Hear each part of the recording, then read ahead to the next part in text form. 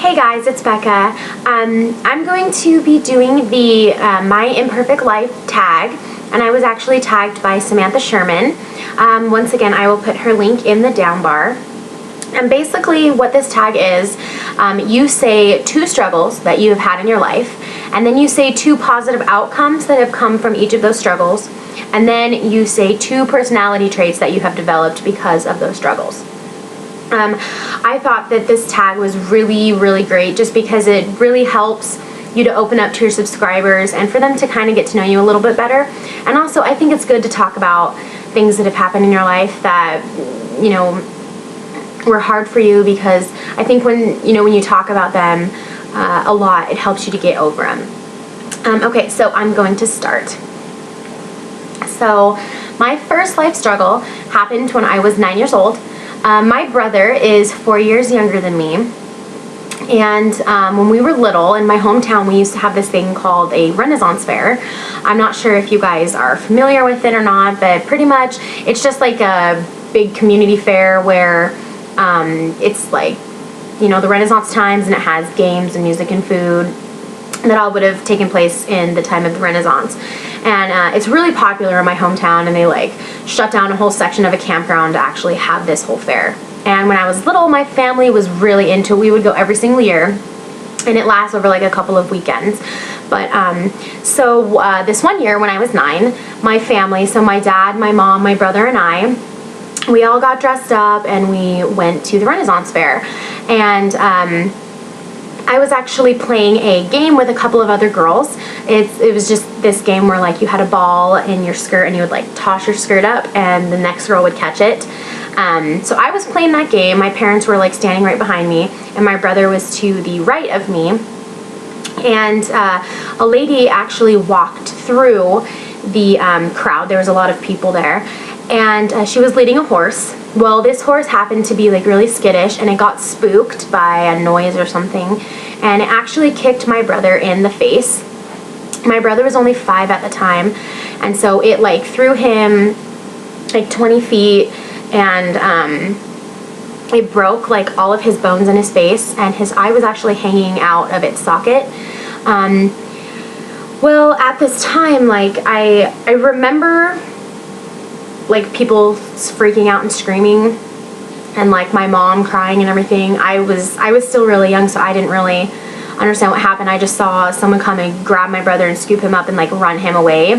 And so then I was like, well, what's going on? And then all these people started chasing after my parents and the person that was carrying my brother. So I didn't even really understand like what happened. And so I ran after them, and they had taken my brother to a medic tent. And like I tried to go in, and when I saw him, my brother had like blood everywhere, and I do remember his eye was like hanging out of his socket.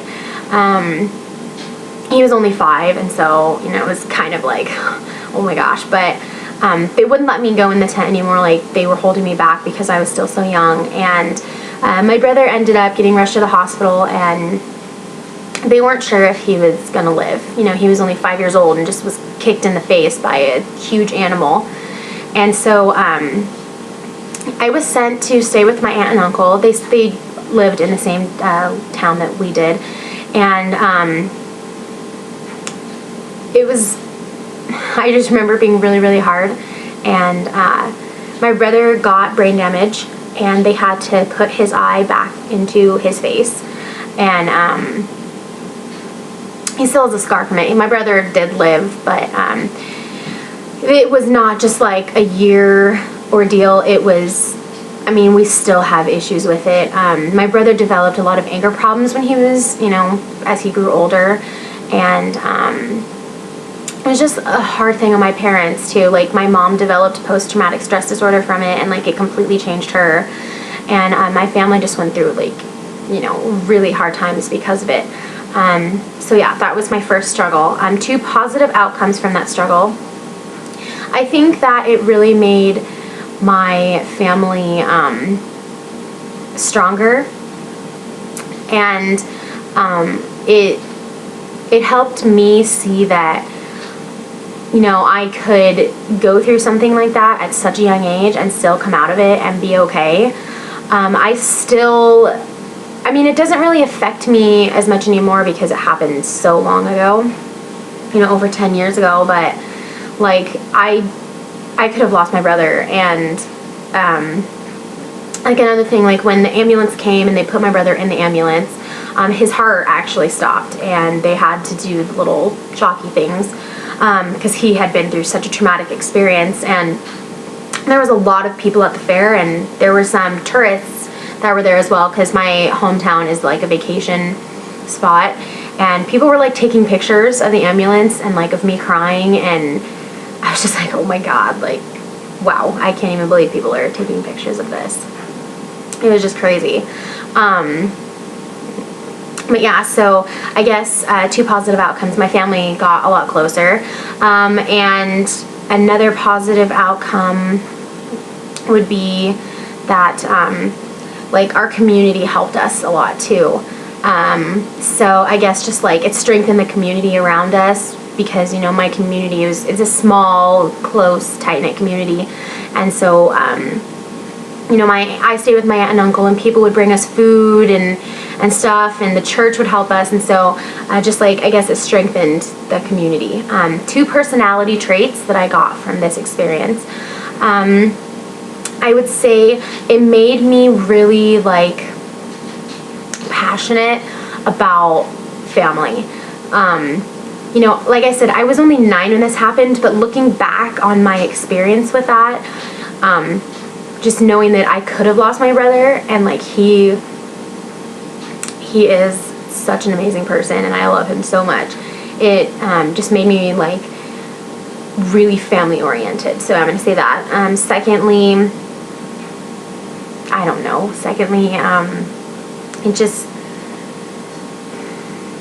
It just made me, I guess, careful around animals because, they're unpredictable. They are wild creatures. Even if it's like a tamed animal, they're still animals and they still have instincts. So just careful around other animals. So that is my first struggle. And yeah, so that's number 1. Okay, so number 2 actually happened when I was 13 years old. So not too long after the first incident. I was 13 years old, and in 8th grade, just about to go to high school. At least in like my hometown, 8th grade is the last year in middle school. And I developed a bacterial infection in my right knee, and I almost died because of it. I was really, really sick.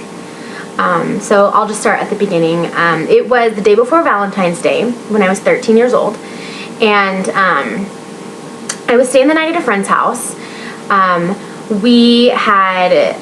remember her bedroom was up some stairs, and we were walking up and down the stairs a lot, go to her bedroom, the kitchen, because when you're 13 years old, you eat a lot. So we were back and forth up and down the stairs, and I remember my leg feeling really, really weird.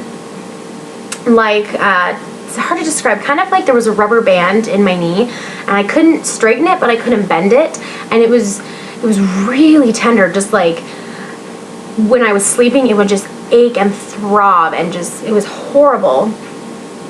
And so pretty much a couple days went by, and I told my parents, I was like, something is wrong, this is not right. My knee was really, really swollen, and it was really hot too. So my dad, he was a choir director when I was younger, and so like we had choir practice, and he was like, okay, well, we'll wait until choir's over and then we'll take you to the doctor. And I was like, okay, that's fine. And we did have some like crutches around the house. I think like my mom had used them before or something, so that's just what I was using to walk, because I couldn't put any pressure on my leg. I couldn't move it at all. So that night, my parents took me into the hospital, and the doctors saw that my knee was super inflamed, and they guessed that it was some sort of infection, and so they said they needed to drain some of the fluid out of it to analyze it and determine what was wrong.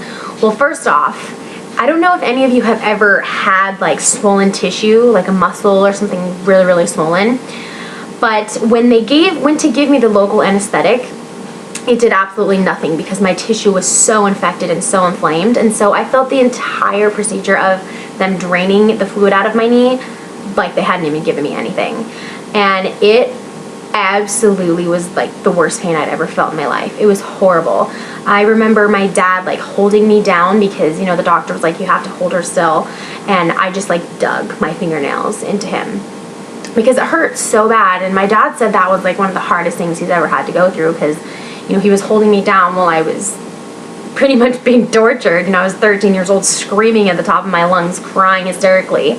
And they did determine that I had a bacterial infection. It was unknown, but they had to send the lab results down to UCLA to see, they didn't know what antibiotics to use because they had never seen this bacteria that I had in me.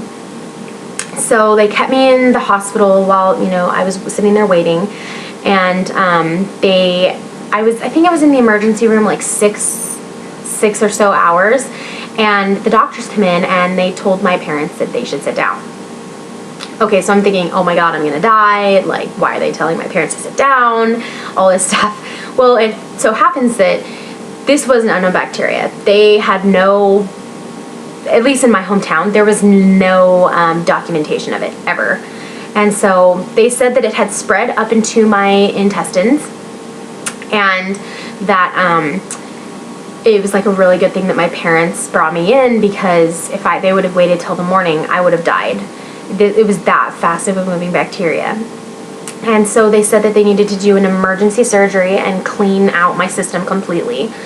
At this point, I had a panic attack, and I started, like, forgive me for saying something graphic, but I started throwing up, like, everywhere, and it was the weirdest feeling. I felt really, really hot, but I was, like, dry sweat, or really, really sweating, and so they said they needed to do an emergency surgery, and so, they give me the IV and everything, and this was the first surgery I'd ever had. I'd never had anything before this.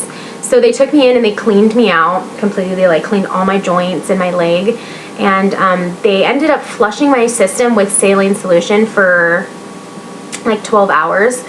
And during this process, I was in the hospital for a week, and during this whole time, I lost about 65 pounds. I was a heavy kid. I was about 100 and, I don't know, like 50 or something pounds when I went in at 13, so that was, a pretty big girl. And by the end of it, I was about 97, 98 pounds. So I had lost a lot of weight, and this was only in a matter of like 6 to 7 days. So my whole body was just like completely traumatized because of this. Well, I ended up, for like all my muscles atrophied in my leg, and I had to relearn how to walk.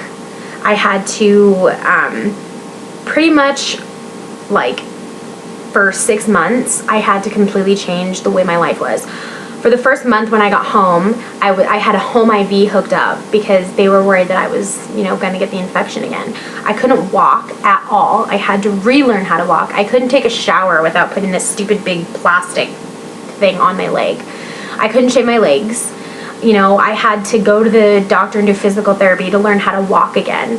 That was like one of the weirdest experiences, because in your mind you're like, I know how to do this, I know how to walk, but my body would not do it. I could not get my legs to do it, no matter like how hard I tried.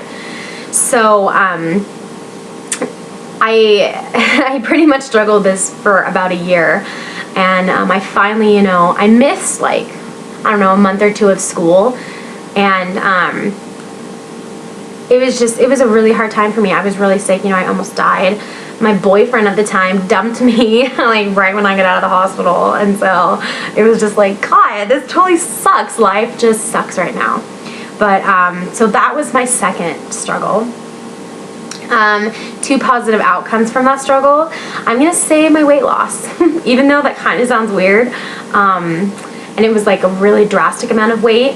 It like completely, once like I got healthy again and like was able to get back into the groove of things, I felt so good about myself. I felt so thin and just like, I felt really great, and I know that, like, I'm not trying to say go out and, like, get sick to lose a bunch of weight, but, you know, the great side was I did lose weight because I was at an unhealthy weight.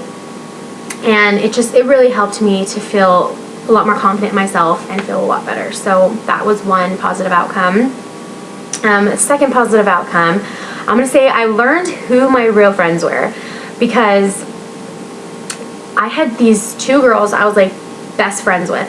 Well, at least I thought I was best friends with. We did everything together. And the entire time I was in the hospital, they didn't come to see me once.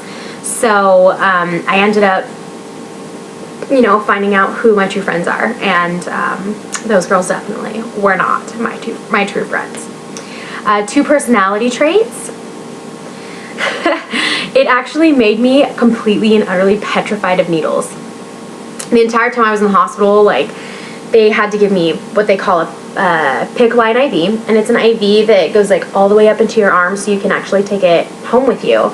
Well, they like poked me 3 or 4 times in my arm, and every time they would put it in, it would like crink.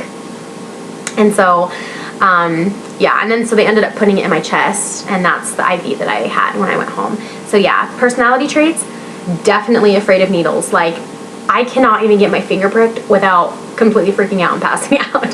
So that's one personality trait. Second personality trait, probably it like kind of made me a little bit like a hypochondriac. Whenever there's like the littlest thing wrong with me, I'm afraid I'm gonna die. I'm like, oh my God, I am going to die. And I'm like, I don't know. It just made me kind of like really scared of anything like medical or going to the hospital. I'm always afraid now that like when I go into a hospital, even if it's just like a checkup, that they're gonna like poke me with a bunch of needles and tell me I'm dying or something. I know it's completely ridiculous, but I definitely developed those two personality traits. So being afraid of needles and definitely hypochondriac. So that's about it. Of course, I've had, you know, other life struggles, but these are two really prominent ones that I think have completely like changed the person who I am, or made the person I am today.